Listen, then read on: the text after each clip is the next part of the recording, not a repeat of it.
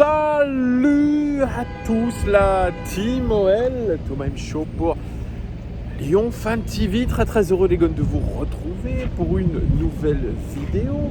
Oui, je suis avec le masque sous le menton, je me risque à ça.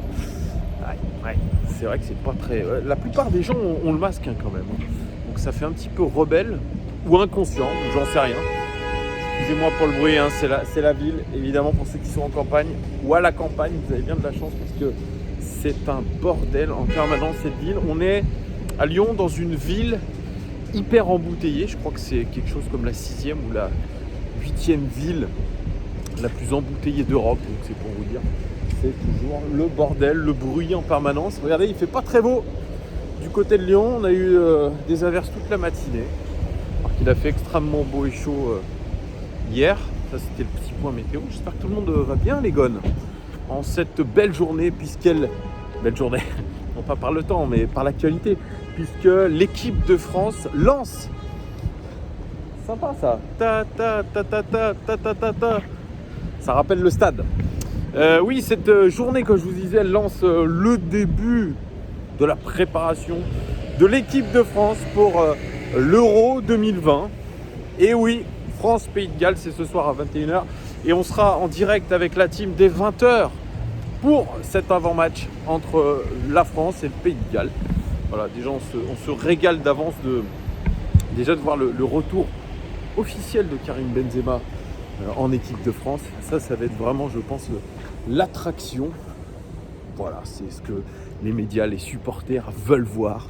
Comment Karim Benzema va se comporter avec l'équipe de France pour un match amical qui s'annonce, je pense, assez intense. On verra ce que ça donne. Sinon, petite actualité olympique lyonnais, on va pas dire que c'est OL Daily Mercato. On va dire que c'est plutôt OL Daily News. Il y a un petit peu d'actualité par-ci, par-là.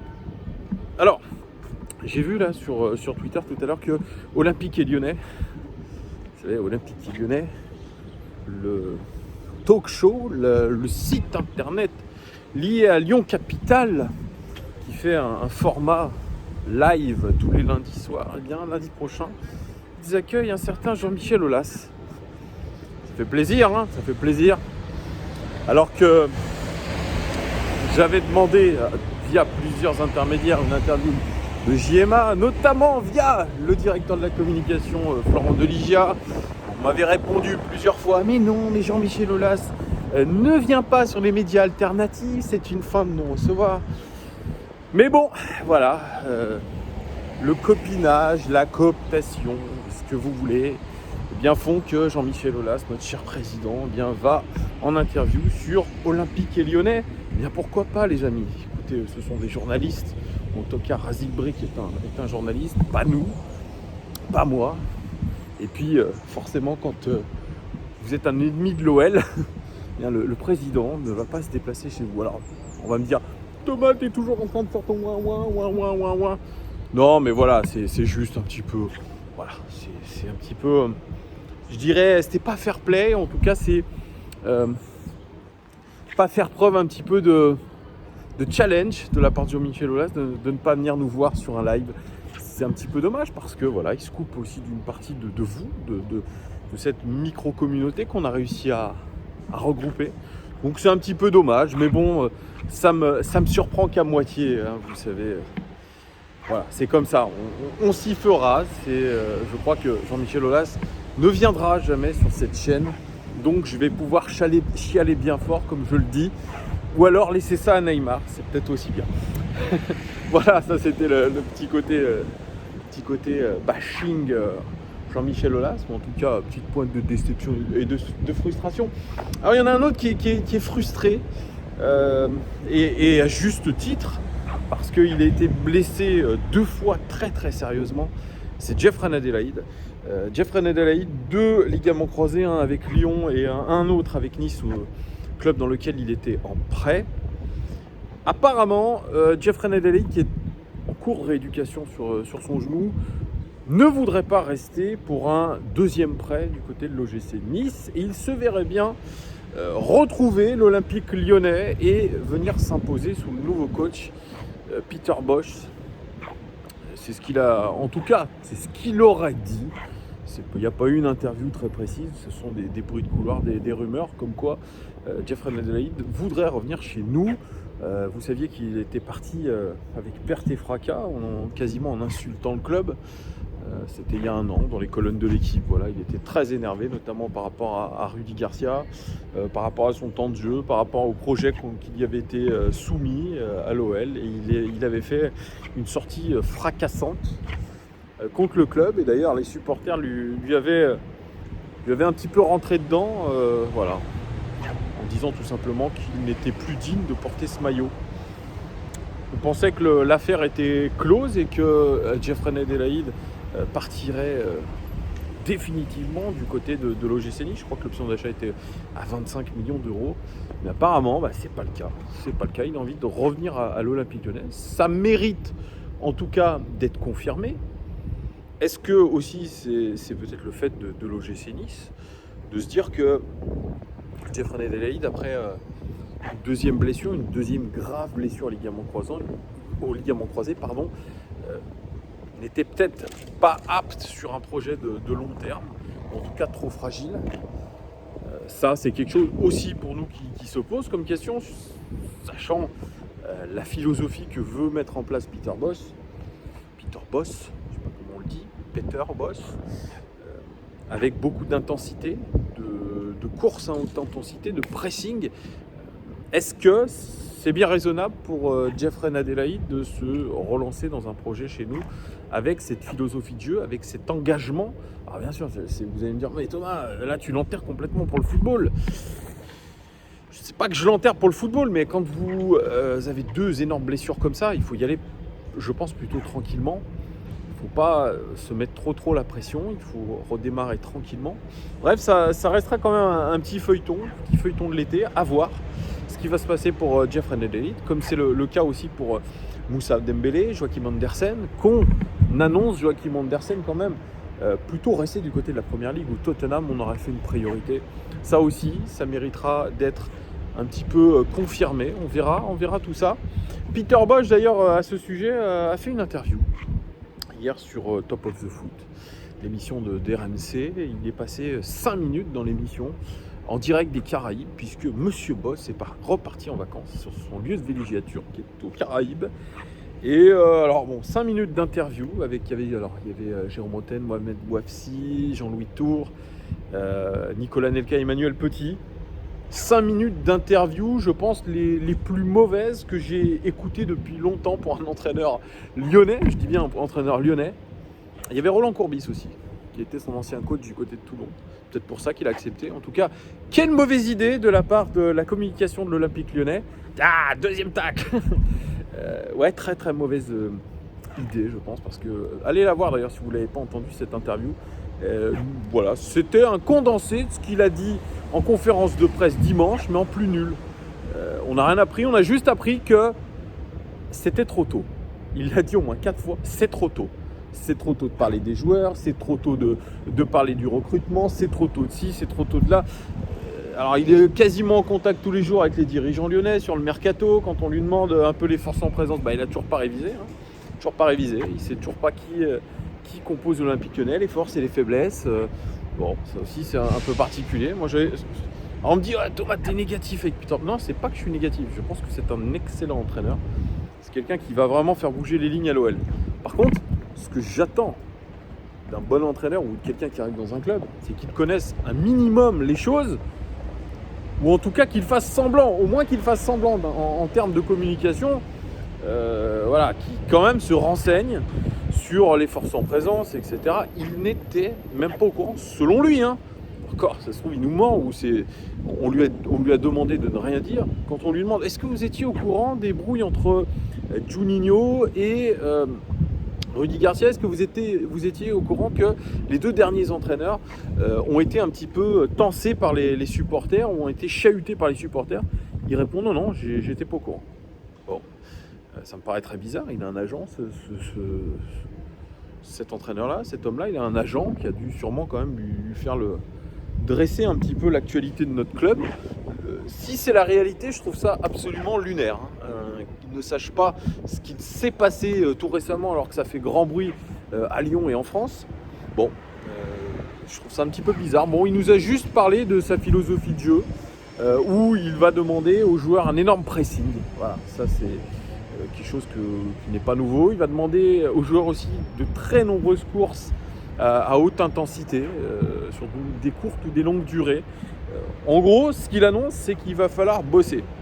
Et ça c'est quelque chose de très positif pour voir si vraiment nos joueurs vont adhérer à cette philosophie de jeu où on va demander un investissement total, notamment la perte de balles, avec le jeu sans ballon.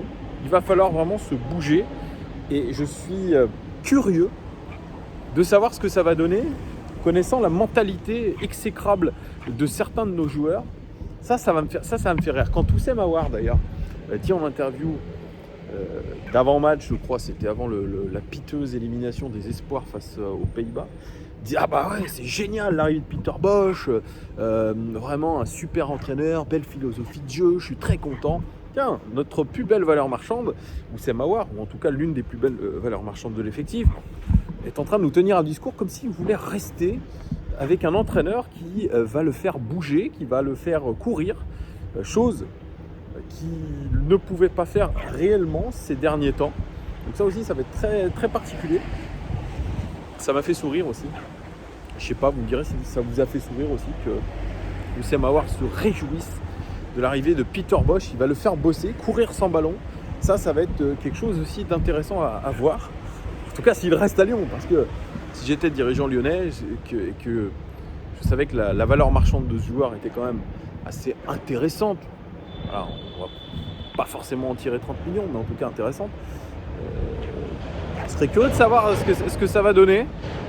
On doit vendre de toute façon, donc Oussem Aouar fait partie de ces joueurs potentiellement qui seront potentiellement vendus cet été. Donc à voir un petit peu, mais c'était très drôle d'ailleurs à ce propos les espoirs. Je ne sais pas si vous avez vu le match, mais c'était triste. C'était triste, alors même s'il y a une seconde mi-temps un peu mieux, mais en termes d'investissement, en termes de motivation, en termes d'impact, on est très très très loin de ce que le haut niveau réclame, et surtout avec un tel niveau de talent, de potentiel, avec des joueurs qui sont dans des très grands clubs européens, titulaires ou quasiment titulaires dans leurs équipes respectives, de faire une prestation pareille, notamment une première mi-temps digne de l'Olympique lyonnais de cette année, une mi-temps sur nous même, les espoirs, et puis prendre ce but à la 93e ou 94e minute de jeu, une transition qui part du gardien, une transition défensive ou offensive, plutôt une transition offensive pour les Néerlandais, une transition défensive pour les Français, mais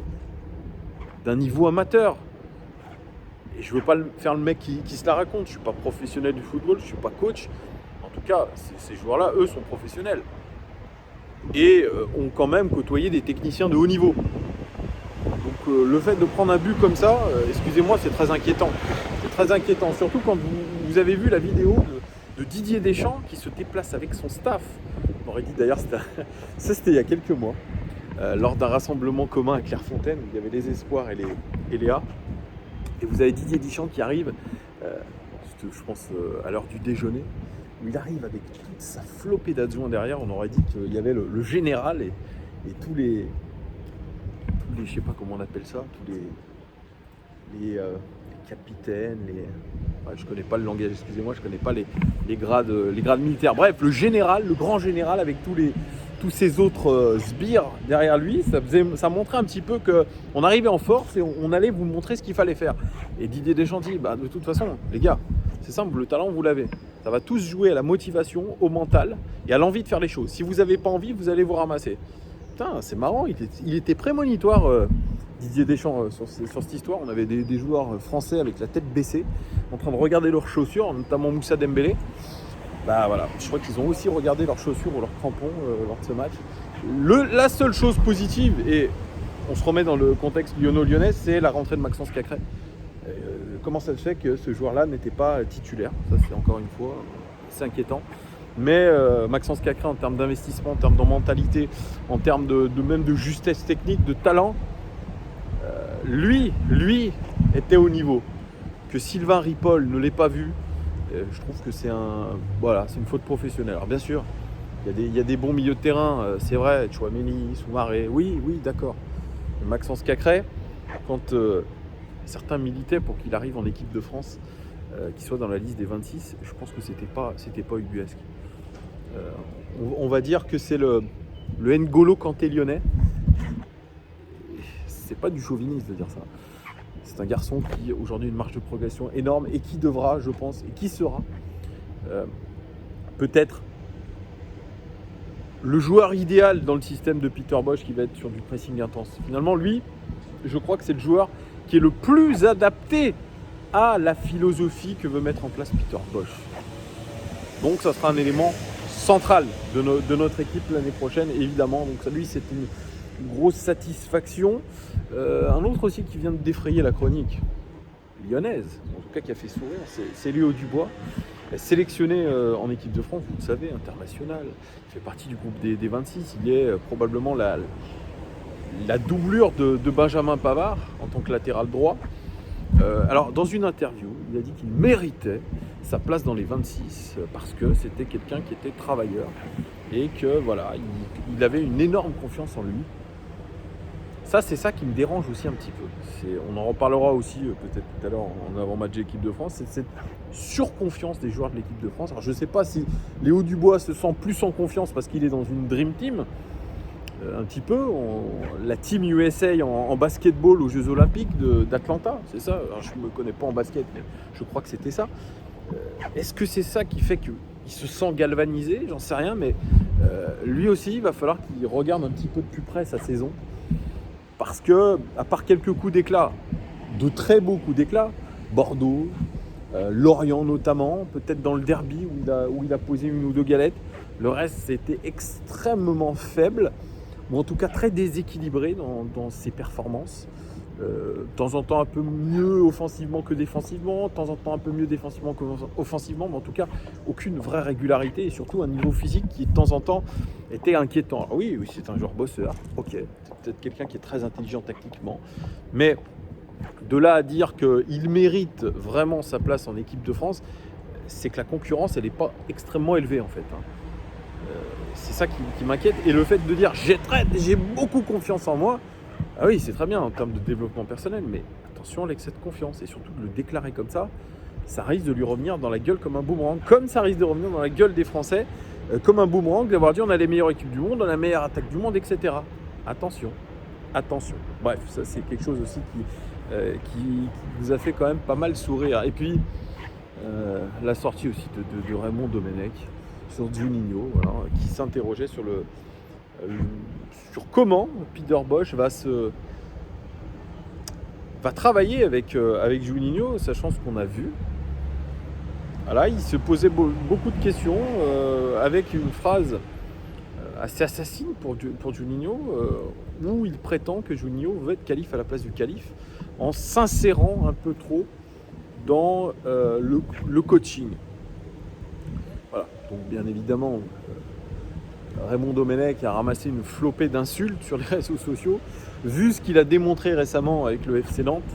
Voilà. Mais écoutez, je ne veux pas faire le mec encore à contre-courant, mais au-delà de ce qu'il a pu faire récemment avec Nantes ou ce qu'il a pu montrer en équipe de France quand il était sélectionneur, moi je le trouve intéressant dans ses analyses.